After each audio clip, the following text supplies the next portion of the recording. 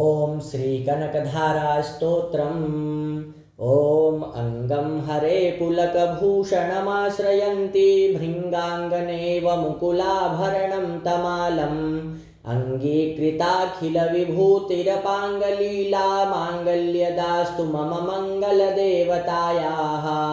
ॐ मुग्धा मुहुर्विदधति वदने मुरारे प्रेमत्रपा प्रणिहितानि गतागतानि मालादृशोर्मधुकरीव महोत्पलेया सा मे श्रियं दिशतु सागरसम्भवायाः। ॐ विश्वामरेन्द्रपदविभ्रमदानदक्षम् आनन्दहेतुरधिकं मुरविद्विषोऽपि ईशन्यसीदतु मयि क्षयमीक्षणार्धम् इन्दीवरोदरसहोदरमिन्दिरायाः। ॐ आमीलिताक्षमधिगम्य मुदा मुकुन्दम् आनन्दकन्दमनिमेषमनङ्गतन्त्रम् आकेकरस्थितकनीनिकपक्ष्मनेत्रं भूत्यै भवेन्मम भुजङ्गशयाङ्गनायाः। ॐ भावन्तरे मधुजितः श्रितकौस्तुभेया हारावलीव हरिनीलमयी विभाति कामप्रदा भगवतोऽपि कटाक्षमाला कल्याणमावहतु मे कमलालयायाः। ॐ कालाम्बुदालिललितो रसिकैटभारेर्धाराधरे स्फुरति या तडिदङ्गनेव मातुः समस्तजगतां महनीयमूर्तिर्भद्राणि मे दिशतु भार्गवनन्दनायाः। ॐ प्राप्तं पदं प्रथमतः किल यत्प्रभावान् माङ्गल्यभाजि मधुमाथिनि मन्मथेन मय्या पतेत्तदिह मन्धरमीक्षणार्धं मन्दालसं च मकरालय कन्यकायाः।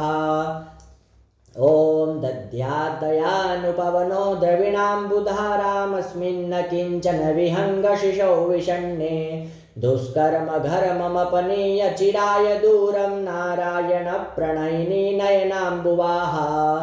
ॐ इष्टाविशिष्टमतयोऽपि ययादयार्द्रदृष्ट्या त्रिविष्टपपदं सुलभं लभन्ते दृष्टिः प्रहृष्टकमलोदरदीप्तिदिष्टां पुष्टिं कृपिष्ट मम पुष्करविष्टिरायाः। ॐ गिरिदेवतेति गरुडध्वजसुन्दरीति शाकम्भरीति शशिशेखरवल्लभेति सृष्टिस्थितिप्रलयकेलिषु संस्थितायै तस्यै नमस्त्रिभुवनैकगौरगुरोस्तरुण्यै।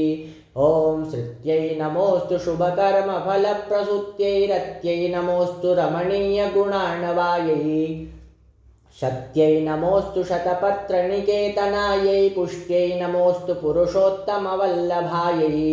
ॐ नमोऽस्तु नालीकनिभाननायै नमोऽस्तु दुग्धोदधिजन्मभूत्यै नमोऽस्तु सोमामृतसोदरायै नमोऽस्तु नारायणवल्लभायै।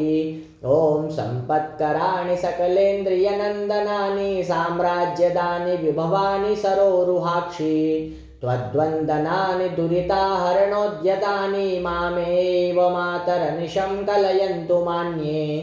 ॐ यत्कटाक्षसमुपासनाविधि सेवकस्य सकलार्थसम्पदः सन्तनोति वचनाङ्गमानसैस्त्वां मुरारिहृदयेश्वरीं भजे।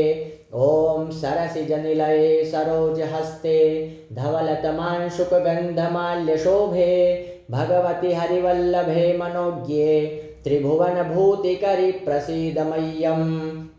ॐ दिग्धस्तिभिः कनककुम्भमुखाविसृष्ट स्वरवाहिनी विमलचारुजलप्लुताङ्गीं प्रातर्नमामि जगतां जननीमशेष लोकाधिनाथ गृहिणीममृताब्धिपुत्रीम्। ॐ कमले कमलाक्षवल्लभे त्वं करुणापूरतरङ्गितैरपाङ्गैः अवलोकय मां किञ्चनानां प्रथमं पात्रं कृत्रिमं दयायाः। ॐ स्तुवन्ति ये स्तुतिभिरमुभिरन्वहं त्रैमयीं त्रिभुवनमातरं रमां गुणाधिका गुरुतरभाग्यभागिनो भवन्ति ते भुवि बुधभाविताशयाः।